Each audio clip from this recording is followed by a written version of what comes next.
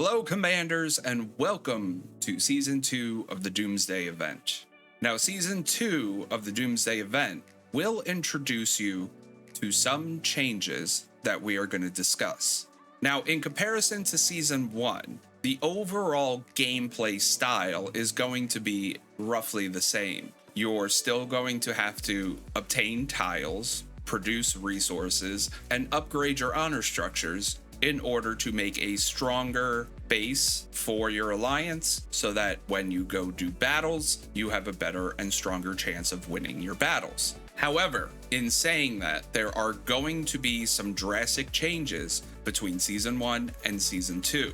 And we're going to talk about some of these changes, some of the things you're going to be introduced to, and how to address each of these issues. Now, when Season 2 starts, you will be starting from zero again. Roughly meaning that the same way you started Season 1 with level 1 tiles all the way up to the highest level tile you can take, and upgrading your structures from level 1 all the way to their max level of 20 is going to be the same.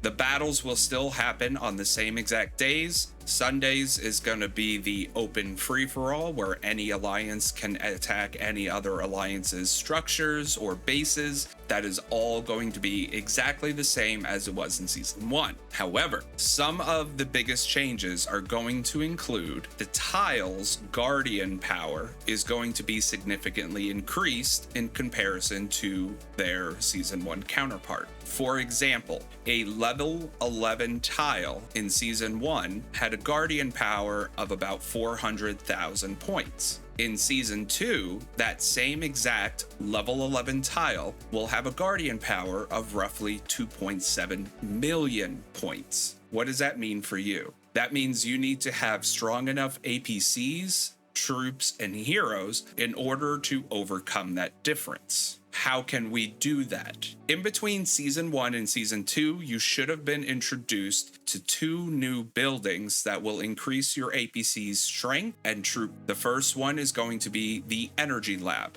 Now, this is not directly related to Doomsday, however, it will affect Doomsday. The Energy Lab allows you to obtain cores from various events and combine them in order to get yourself more buffs for your APCs and troops. The second structure that you're going to be exposed to is called the Hopeness Lab. Now, the Hopeness Lab is a way for you to obtain extra skills and buffs for your heroes that will overall affect your APCs and troops. As for everything else, as I stated, the building levels reset. Your resources from Season 1 should have already been taken away. However, if you have any unused composite material cards that you might have purchased from packs, those will stay. Any extra honor boost tickets will stay. And any resets that you have purchased or have should also still be there. The things that do stay is going to be your specialty points. Your specialty points will continue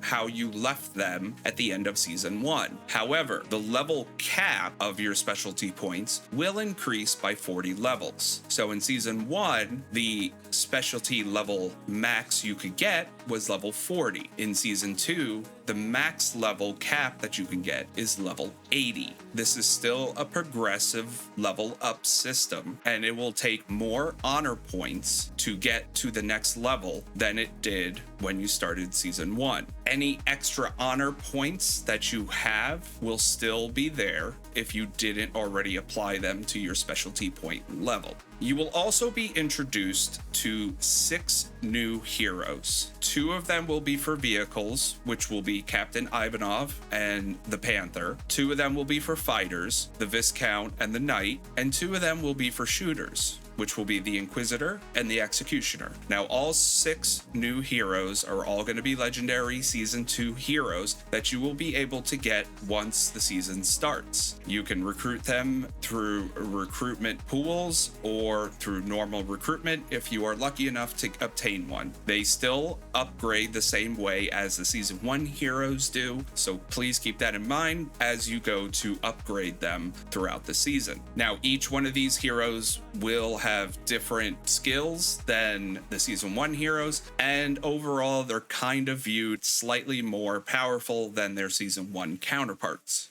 Going back to the Doomsday battles, the battles will still continue as they did in season 1. There is one major addition to the battles that can drastically alter the way that your battle can unfold. Season 2 introduces your alliance to what's called the Destroyer Missile. Now, the Destroyer Missile is a very powerful and useful tool for your alliance. Your alliance can build a Destroyer Missile by spending 100,000 of the alliance's stone and waiting 24 hours for it to produce one, and you can only have a maximum of 3. Now, why is this missile so powerful? If the Destroyer Missile, once fired and lands, it will create a 5x5 grid area, completely decimating anything within that 5x5 space, basically allowing your alliance to place a maximum of 3 bases plus a rally point. That is a huge advantage to have.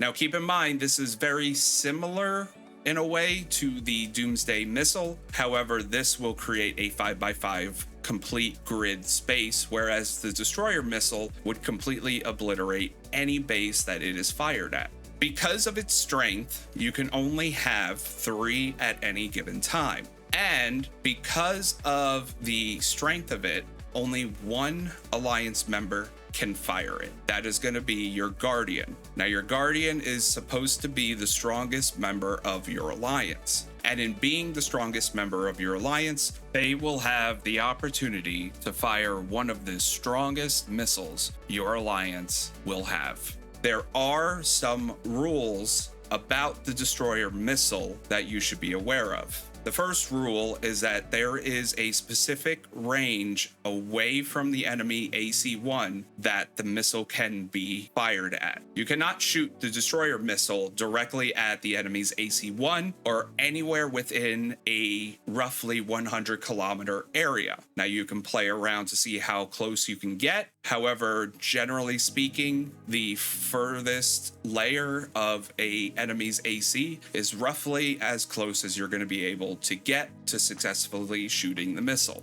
The second rule that you need to understand is that it does take some time for the missile to successfully be fired and land. On average, it's about 5 minutes for this entire process to happen. However, it could be longer depending on where you're firing it from. The third rule is whenever the Guardian is firing the Destroyer Missile, the Guardian opens themselves up to all enemy attacks, regardless what day it is. When the Guardian goes to fire the Destroyer Missile, any shields they may have will go away, and they will be open to attack from your opponent's bases. It's a very good idea to make sure that your Guardian can withstand the attacks from your enemies, and it may even be a smart idea to reinforce them with other bases so that you can successfully fire and land the Destroyer Missile. If the Guardian gets destroyed from your opponent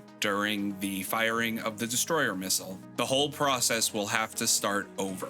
Season 2 of the Doomsday event is going to be very similar to Season 1. However, these new additions will force your alliance to rethink their tactical strategies, their base layouts, and overall how they approach the new season in order to land the highest spot that they can. Good luck, Commanders, and may the best alliance win.